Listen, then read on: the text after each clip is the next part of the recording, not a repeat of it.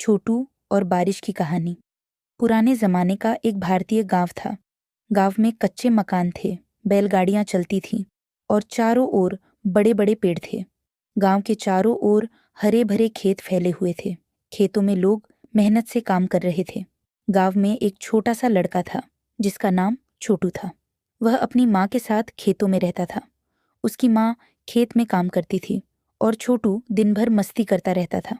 कभी वह पेड़ों पर चढ़ता तो कभी बैलगाड़ी के साथ दौड़ लगाता। लेकिन एक दिन गांव में सूखा पड़ गया। बारिश होना बंद हो गई।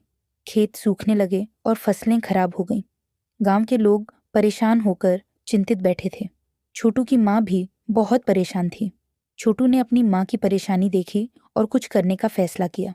उसने कहा, माँ, मैं खेत जोतूंगा, मेहनत करूंगा, शायद बारिश हो जाए।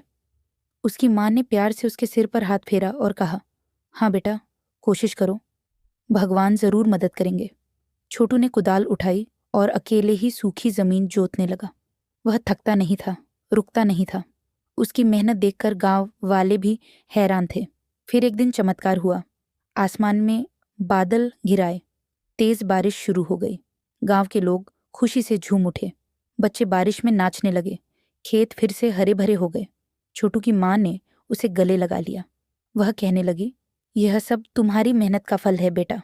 छोटू ने गर्व से अपनी माँ की ओर देखा। गांव के लोग उसे हीरो मानने लगे।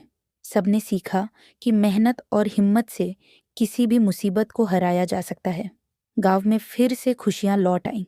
छोटू और उसकी माँ ने मुस्कुराते हुए आसमान की ओर देखा, जहां अब भी बादल बरस रहे थे। और इस तरह छोटू ने साबित कर दिया कि मेहनत कभी बेकार नहीं